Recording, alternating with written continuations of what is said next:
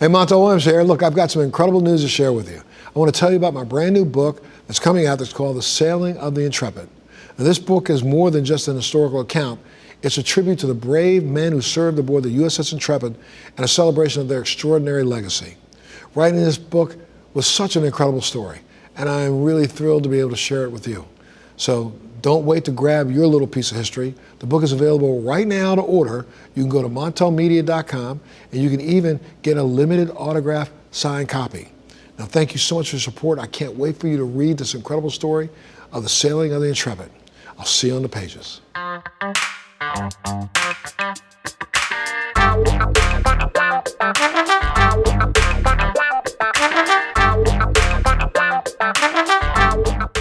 Well, hey guys, welcome to Let's Be Blunt with Montel, where we have candid conversations about cannabis, its potential, and the remarkable impact it has on lives of individuals and industries alike. I'm your host, Montel Williams, and today we have a truly inspiring and inspirational guest whose story exemplifies resilience, innovation, and the profound healing potential of cannabis medicine. Mike Robinson, founder of the Global Cannabinoid Research Center, CEO of Nanobles Corp, and a multi-time cancer survivor, is here with us today. His expertise in cannabinoid research and his dedication to helping patients globally make him a leader in the field of cannabinoid medicine. But what makes his story extraordinary is how he has beat cancer, not just once, but multiple times, with the help of cannabis medicine. He's here to share his incredible story and the groundbreaking research he's spearheading in cannabinoid science. Welcome to the show again, Mike. How you doing, my friend? Doing great, Montel. Thank you so much for having me. Absolutely. Thanks so much for being here. Look, you've faced some difficult health battles in your life, from severe epilepsy to chronic Lyme disease to PTSD and, of course, cancer. Can you walk us through your health struggles and the pivotal moment that you decided to turn to cannabis for healing?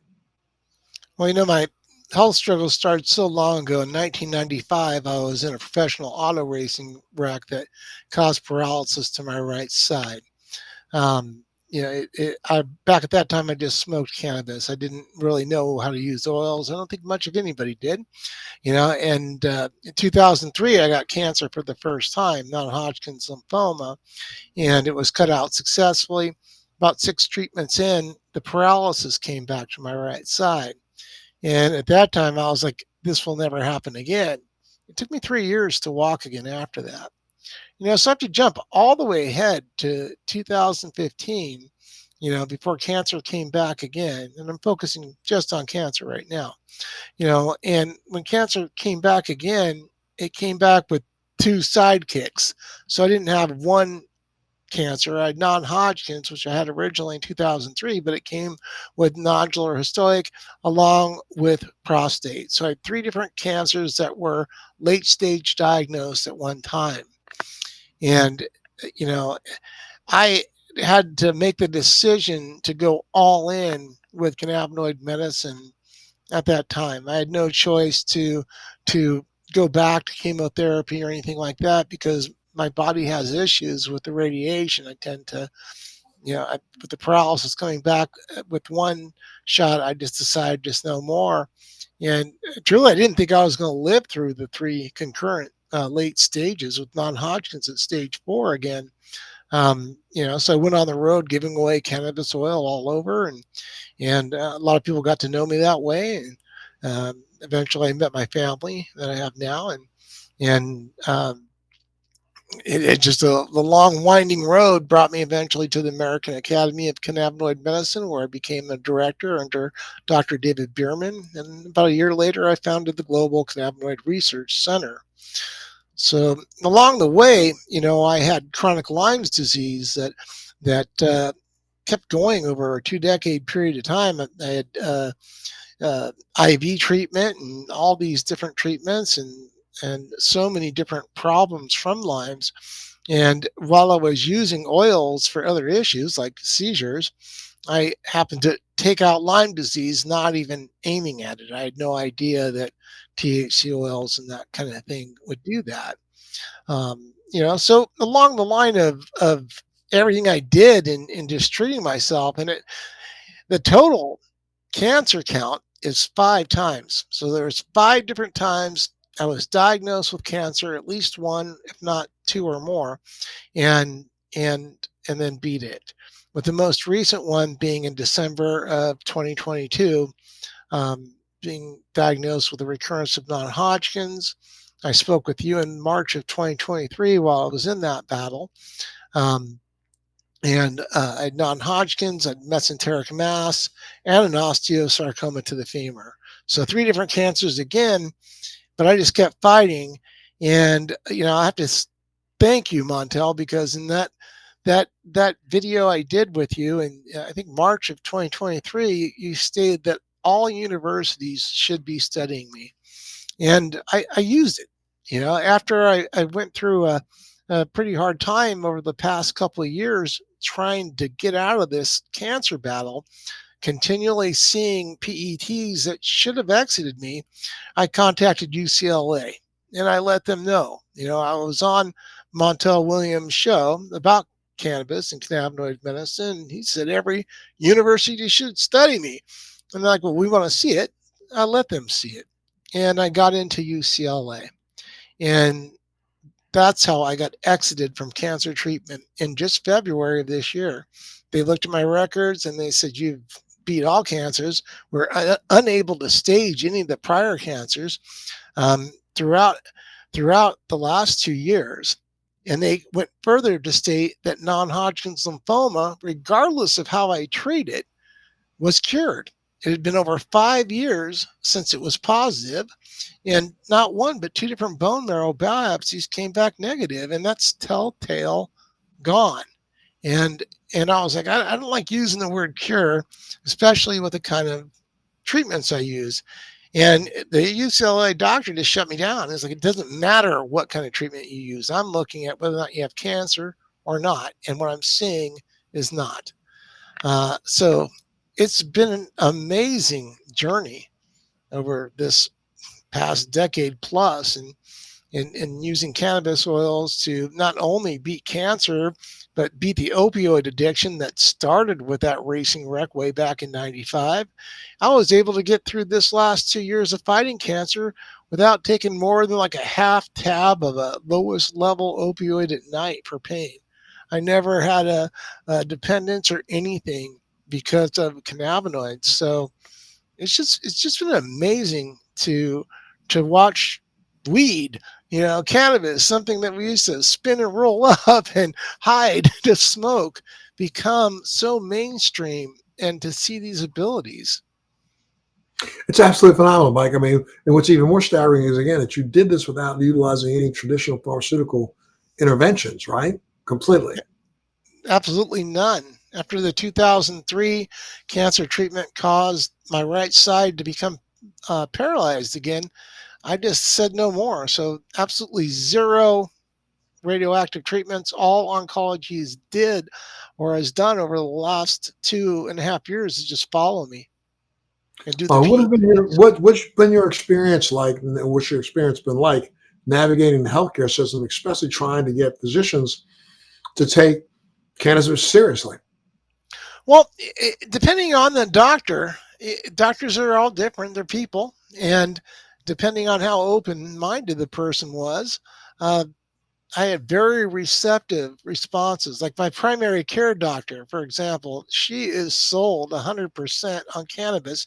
And when I first met her, she just like was shutting down medications I took and everything because I use cannabis. And so in 8 years' time, a complete reversal from that doctor. And now every doctor she talks to and sets me up with, her, she talks to and lets them know, he's the founder of the Global Cannabinoid Research Center. He uses oils and formulations. This is what he does. And so now the reception is very well. The reception from UCLA was beautiful. They sat and listened to me with open ears. But the local cancer treatment center did not. Cannabinoid was misspelled. ECS had question marks after it. What I found was I was working in a system that did not understand what I do. Well, tell me a little bit about, I mean, what's this experience been incredible. And, tell us about your work with the Global Cannabinoid Research Center. The Global Cannabinoid Research Center, I found it on a whim as I left the American Academy of Cannabinoid Medicine at the end of 2018, so about 7 years ago. About 2 years ago, I started the process of merging it into Nanobles Corporation, which is a California corporation, does nanotechnology. And I did that to privatize, so I could use all the different things I made and all the different R&D I've done and bring it forward as medicines and products. So Nanobles Corporation, which owns GCRC, Global Cannabinoid Research Center, has multiple different registered trademarks, 7 on pharmaceuticals, 8 on what we call our nano essentials. And these are brands we're getting ready to bring to the market. We're looking for the funding now to do that, and we possibly will be able to do that just by offering some of our pharmaceutical prototypes along with a registered trademark to the pharmaceutical industry. What I work on are endocannabinoid system therapies. Way different than what I see pouring into my email on CBD. I'm seeing so much CBD research to move CBD into the pharmaceutical world, but what I'm not seeing are therapies that are aiming at the ECS to cause certain things. So one of the announcements I had earlier in the year was on Prevent. And Prevent has gotten its registered trademark. It is a formulation that basically prevents the enzymes, MAGL, FAH, from chewing up our endocannabinoids, allowing endocannabinoids to do their job. And what I found is in cancer treatment, with a lack of knowledge of the endocannabinoid system, products that actually aid it are imperative. So I have 2 stars of the show. One is Prevent, another one's called Therminoids. Both of those are straight at oncology medicine.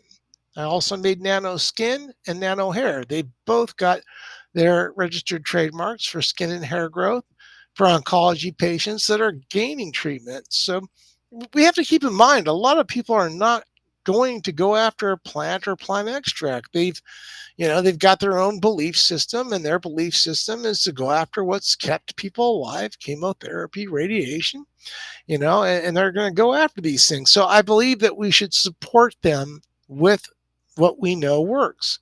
We know certain nanotechnology solutions can work to make hair grow back. We know the same thing goes for protecting the skin. So what I look at is how can we support oncology medicine with products that will help people? And these products, of course, have to be pharmaceuticals. And this is the idea of restoring balance to the endocannabinoid system. And by restoring that balance, you then actually help the body naturally prevent cancer cells from proliferating. Is that right? Exactly.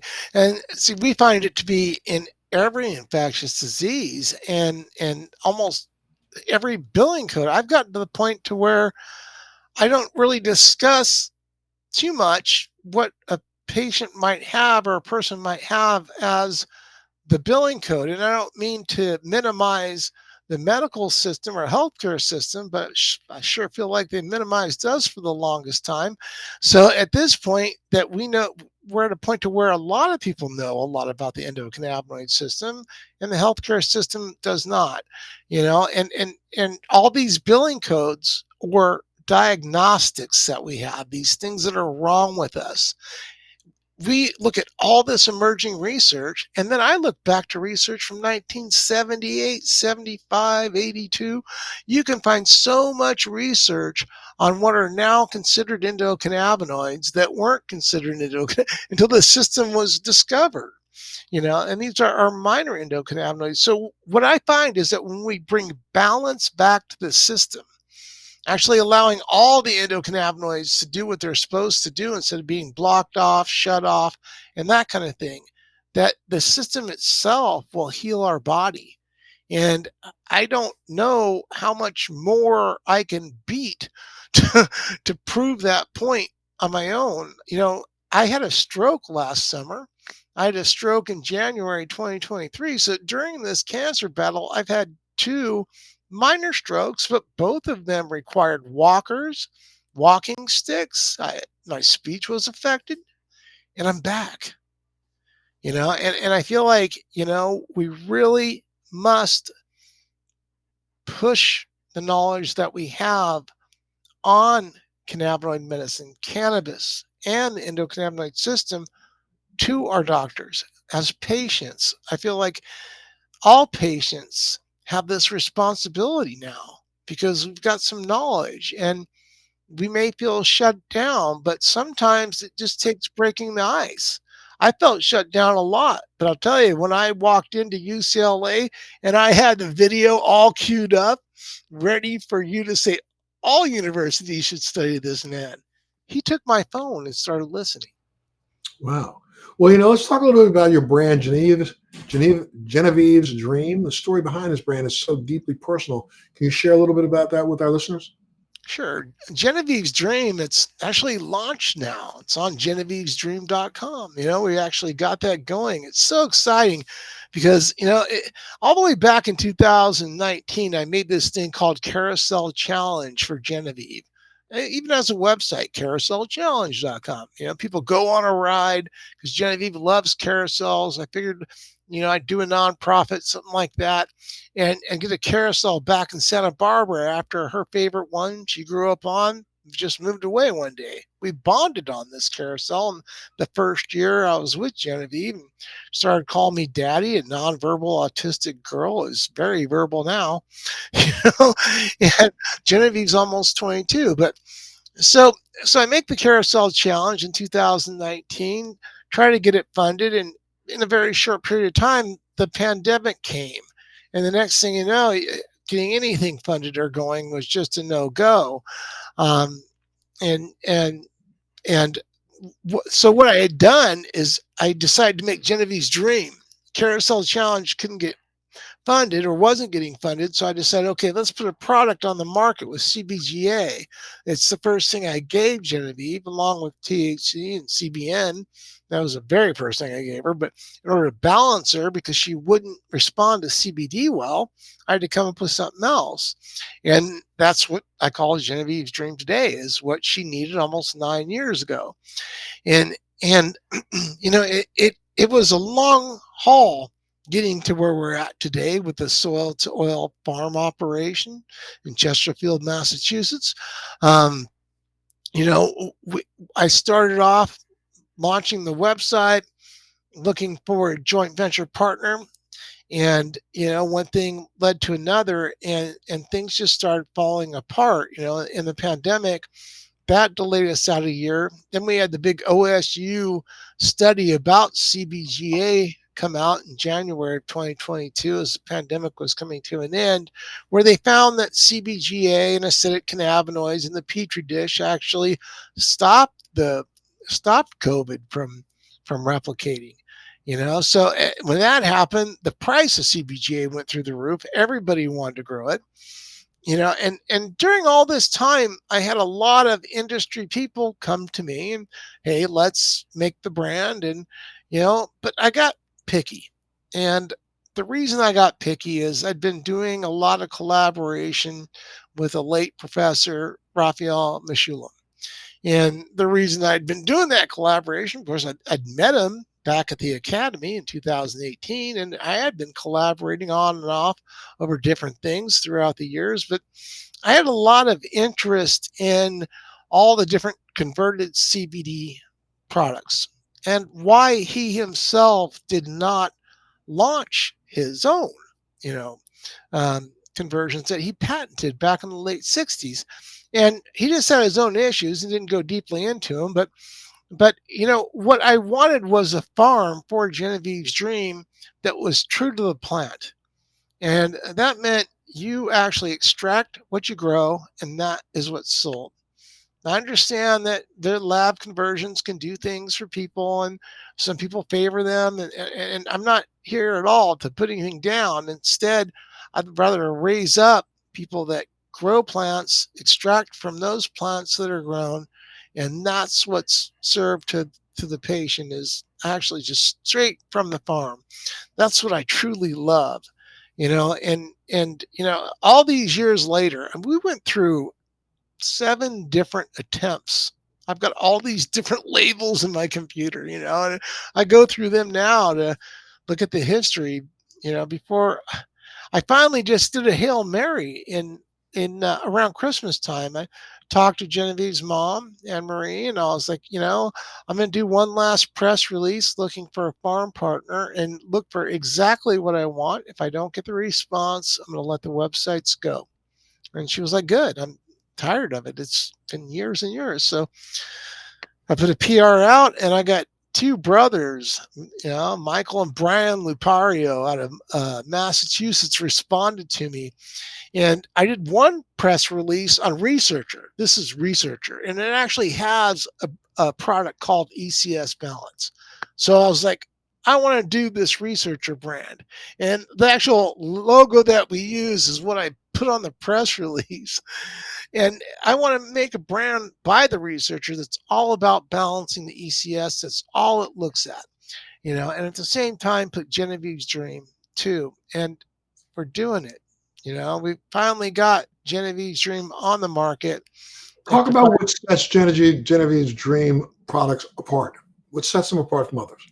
What sets Genevieve's Dream products apart from others on the market is every single product in the brand has CBGA in it, the precursor molecule that, of course, makes THCA, CBCA, CBDA responsible for making over 100 other cannabinoids. So every product has CBGA in it.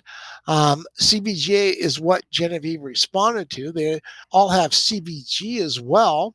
And what I find is that CBGA and CBG work very well for the large population that don't respond beautifully to CBD.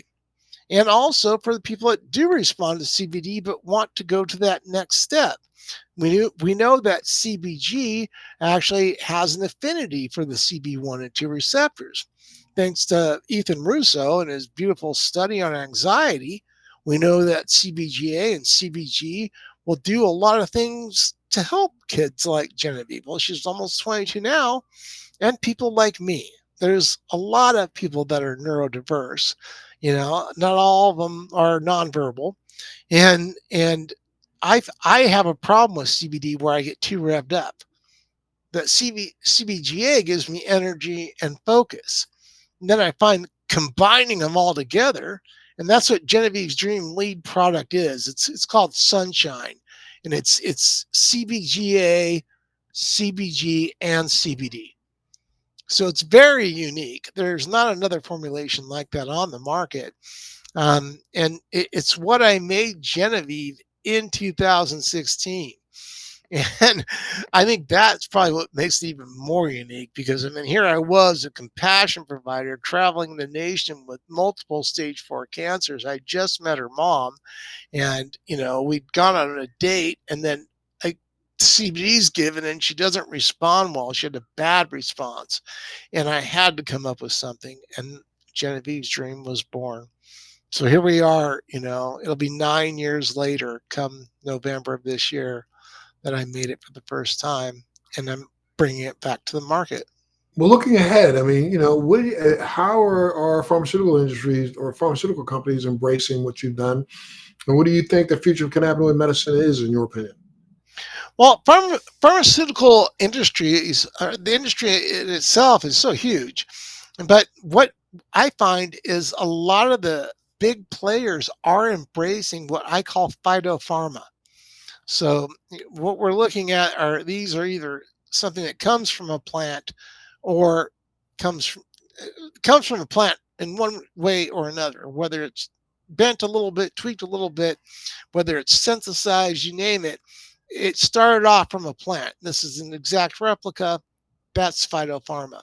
What I find is that some of the big players are very interested, and that would include even GW Pharma. And I had a lot of vision in this. When I created Genevieve's Dream in 2020, I also put in a trademark application for what I called Genevex, which is Genevex. So I saw everything going on with GW Pharma and their movement and jazz and all that coming together. And I got the registered trademark on Genevex, which we call GeneVex, but it's named after Genevieve. And I have approached GW since they paired up with Jazz Pharma, and Jazz now has Epidiolex, and asked them, you guys are coming to market with the CBGA. Do you have a name for it? No, they don't. Well, I have Genevex. Sounds a lot like what they got rid of, but it's CBGA. So they were very open. I've been talking to acquisition people regarding that and just holding on to it until the value is what I want it to be. So I see a beautiful future for many that are geared towards phytopharma, whether they're creating something with CBD in it. And I see an even bigger picture for ECS medicine. And I think that has really been left out of the industry a lot. The industry is focused on cannabinoid medicine. And when it comes to ECS medicine, there's various different things like endocannabinoids. There's all kinds of things that allow our endocannabinoid system to function and work better. We've even found in recent studies that just came out in the last week that amitriptyline actually helps balance the ECS. I couldn't believe it. Actually reduces pain.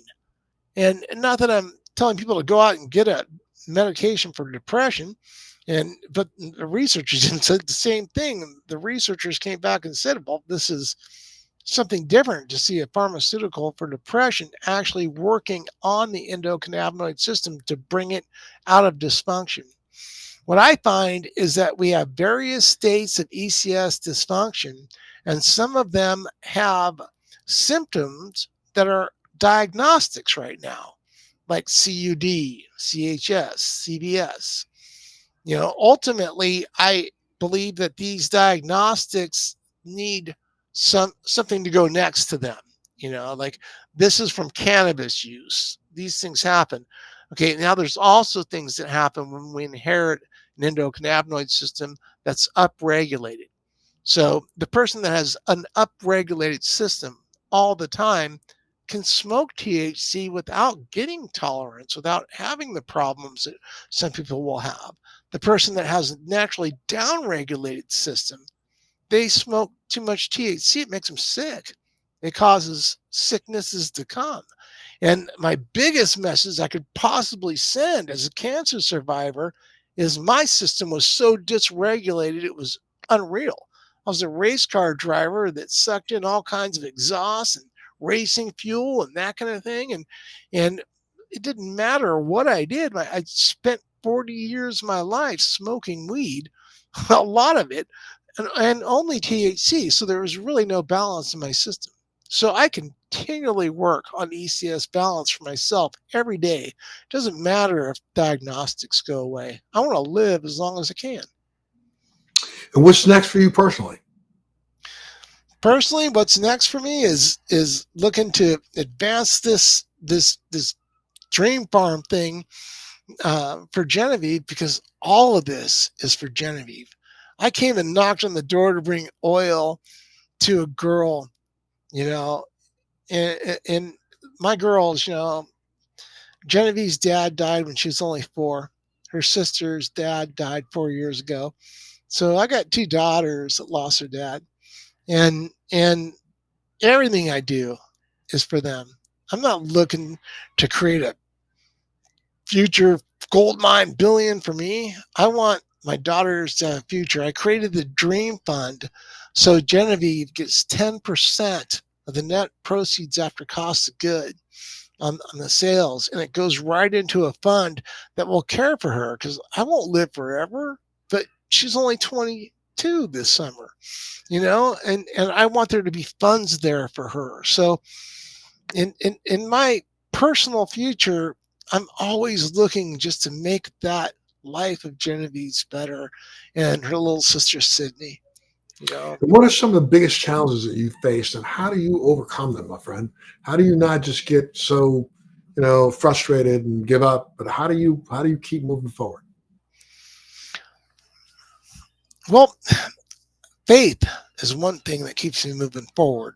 We all have different beliefs, and I just believe that I'm here for a reason. I wouldn't have been sent to this house for no reason. I don't believe that I keep getting cancer just because I race cars. I believe it's because I have a lot of knowledge and I keep beating it. So I'm prepared for it to come back. So I mean, it's So that if people want to reach out to you to get more information from you, where they go? they could they could go to nanobles.com. I also have researcherog.com, which is like more of my personal website. Um, Genevieve'sDream.com is for the brands Researcher and Genevieve's Dream. I'm relatively easy to find online. I have over 40 social media accounts. Okay, great. And are there any upcoming projects at Nanobles that you're really especially excited about? I'm really excited right now about nanoterps. We're moving out of R&D into development at this time with nanoterps. I actually had talks this morning, and what's exciting about all of it is the Genevieve's Dream website is going to sell the products that are nutraceuticals that Nanobles makes. We won't be selling directly off of Nanobles. We want Genevieve to do the best she can. So nanoterps, which is a water soluble terpene creation, is getting ready to launch. I would say we're less than 60 days out from putting that to market, and it's a 5-year creation. I believe in stabilization. I believe in making something and making sure it's going to work, making sure it's going to be stable.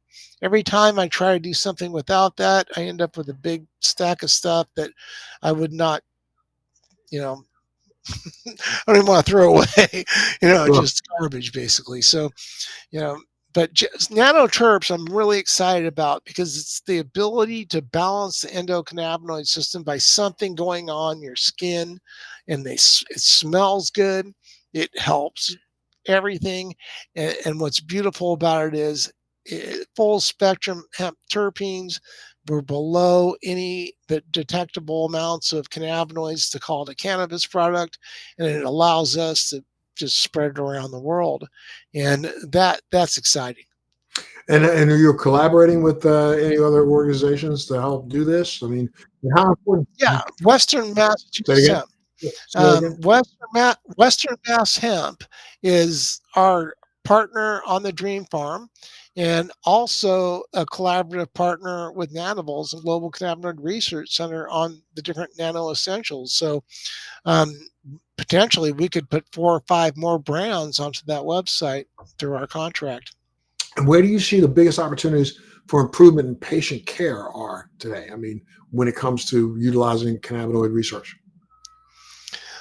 I think the biggest opportunity for patient care is more so an opportunity for doctors, healthcare providers, and everybody else to move to the next level and learn more about the endocannabinoid system. I don't know if you're familiar with Dr. Uma, but she's pretty Dr. well known. Dr. Dr. Uma? Uma, Oh yeah, yeah. out of Massachusetts. Okay, yeah, out of Massachusetts. Well, Yeah. Dr. Uma, I actually bought Cannabis the Exit Drug.com and gave it to her when I quit opioids because she was the one that helped me. Um, I've been talking to Dr. Uma for the last several years about collaborating on a book I've copyrighted called The Art of Endocannabinoid Medicine. And I believe that 2025 will be the year that we start that and get it going. We need to have scholastic material that goes all the way from high school level through college that teaches what the endocannabinoid system is and what it does. But you do see that there has been even with all the research that's been done, all the information that's been out there, there is a solid pushback from the traditional medical community against adding cannabis science into their daily use. Right? I mean that's being fought at lots of university levels around the country. It's a solid pushback. The only place I don't have it is internationally. That's the reason why I'm the Global Cannabinoid Research Center. I saw this pushback as the director of communications at the American Academy of Cannabinoid Medicine. It was continual. And it almost seems like as we move towards what was going to be legalization and now sort of we don't know, even more. And I'm seeing all this negative research left and right coming out against cannabis without addressing the issues that actually cause it. And it's not cannabis, it's the endocannabinoid system being imbalanced. We have endocannabinoids that actually scrub clean our receptors. Just like we have an anandamide that lands on the receptor, there's an endocannabinoid called OAEA, which is the opposite of an anandamide, and its job is to scrub that CB1 clean. So, for example, if you have a spike in OAEA, it's way up high, and you have very little anandamide, every time something lands on CB1, it's scrubbing, that's going to cause nausea. So when you think about this, that one endocannabinoid out of balance potentially causes the person to get sick. Now we're looking at diagnostics that don't match because it's not cannabis. We also had recent research coming out of just last week. I just pushed it up on the Global Cannabinoid Research page on Facebook yesterday that showed that alcohol use paired with cannabis use was causing the majority of the CUD diagnostics. And that's I think this is where we really need to look at the ECS because the cannabinoid hyperemesis syndrome diagnosis is very hard to pinpoint as accurate. Sure, it does happen to people, but I believe that a fair percentage of these diagnostics have left out alcohol use in that night or something else that also causes the person to get sick. So what I believe in the serious future of cannabinoid medicine are ICD codes that actually are called ECS dysfunction. And because I believe they need to be there so much, I'm working on them. What is ECS dysfunction type this, type that? So we look at these endocannabinoid dysfunction types. And as I work on stuff, I'll pass them on to the big guys, that can get it done. And where would you send a patient who's looking to get more information and more resources about their own conditions when it comes to getting more information about the ECS system? Where would you send them? Where would you recommend them? Pick up my phone and talk to them. I keep myself available to patients all the time. I mean, I let patients have my number. I have 2 different phones. One's for my family, one's for work, and anybody can text me at any time. I'll answer as many people as I can. Now, one person can only do so much. So the researcherog.com blog is loaded with endocannabinoid system information. It's got a ton of blogs that actually go over how the endocannabinoid system is involved in this problem, that problem. Say the name of it one more time. researcherog.com. Okay. So that's sort of the moniker I have. I've been around for a long time, so I OG. With all the information that you have, I'm just surprised that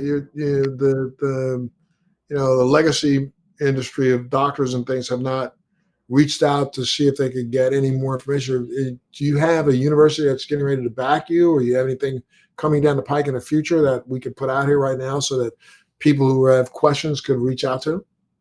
Well, I don't have any university people can reach out to, but I will say that I have been in talks with Southern Illinois University. I'm finding that the smaller universities are more apt to do something. But Montel, we're stuck right now with NIH funding frozen. Everybody's like, can't do anything. We can't go after that NIH funding. We can't do a project. And this is seriously affecting collaborations in the U.S. It's not affecting them outside of the United States at all. Wow. Well, my goodness, my friend, thank you for sharing such a powerful story and all your insights today with us, man. I mean, it's truly inspiring, and I'm so glad that you're out there doing what you're doing because that's what will help us take us to the next level. Well, If for anybody, go ahead. Sorry. Well, no, I appreciate you having me on. I sometimes feel like I need to get out into bigger platforms, and I appreciate you having me on yours, because I had somebody recently say, Mike, you need to do a TED Talk. You need to get up and talk to a huge crowd of people and have it, out there. And one thing that's held me back is fighting cancer. I mean, it's one thing to go from my bedroom to my office, and my office and it's another thing to go travel and do those kind of things. So now that I'm free and clear from cancer again, it's time, and with Genevieve's dream, having the dream farm, I'm looking to do big media and tell this story, if I could, on Dateline. Anne Marie, Genevieve's mom, she wants to talk to People magazine. That's what she asks me all the time. Talking to people? Right. Sure. Well, if anybody out there listening right now wants to learn more about Genevieve's dream or Mike's research, you can visit genevievesdream.com. And if you're inspired by today's episode, don't forget to share it with someone that could benefit from Mike's story. And one more time, Mike, give them stats of where they can go to reach out to you. You can reach out to me on researcherog.com, my website there. I'm all over the place. I'm on Facebook with Researcher OG, Global Cannabinoid Research Center. Genevieve's Dream has 50,000 followers on Facebook, so it's pretty easy to find. I'm on Instagram. I'm on TikTok. I'm almost anywhere you go, you'll find me. So it's very, very easy to get a hold of me. You can even email me, 50kreasons@gmail.com. I make myself available. If you had to put a crystal ball on, what do you think the next year, next 3 years, next 5 years looks like when it comes to the legacy markets and doctors embracing more information about ECS and about what you're doing? I believe that we have a spread with both young and older doctors embracing. So you've got the older doctors that were more geared towards the hippie years, and I find that a lot of older doctors really are into ECS medicine and endocannabinoid medicine. And then I find the new age of doctors coming in. I do believe that over the next 3 to 5 years, we're going to see so many different IND applications, a lot of phase 0 approvals.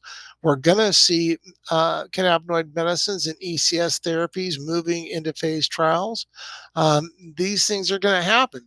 This is what's wanted and desired, and I believe that despite the lack of NIH funding and things like that, that we're going to thrive, that the phytopharma world will jump up and rise.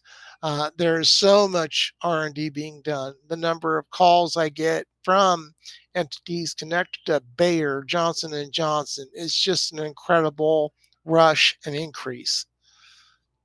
Absolutely. Well, thank you so much, Mike, for joining us again, man. And we want to keep having you back. So, as much as anything you want to share, reach back out to us and let's get you back on in the future. Keep us updated on what's going on, and so that we can update our listeners. And I know that they really enjoy listening to you and using you kind of like as a repository to get more information about their own individual plights. And so I can't say again, thank you enough for what you do, sir. Make sure you take care of that family of yours. Take care of yourself, and congratulations on beating cancer again. Well, thank you so much. I tell you what, there's no better feeling in the world just to know cancer's gone. I bet for sure, my friend. Thank you so much for being a part of the show today, and thank you for tuning into this edition. Let's Be Blunt with Montel. Thanks for joining me on Let's Be Blunt with Montel. Please make sure you're subscribed and hit the bell to be notified when new episodes post each week. We'd love to hear your feedback also, so please send us your comments. Military Makeover is so grateful for the support of Purple Heart Homes, a nonprofit organization that rebuilds and transforms the homes for our veterans. Our heroes come home with sacrifices most of us can't imagine. As a veteran myself, I've been there and founded Purple Heart Homes to help. When I tell the story of Purple Heart Homes, it's the freedom to not have to depend on somebody else to do the simple everyday things in life. Visit phhusa.org/makeover to learn how you can help.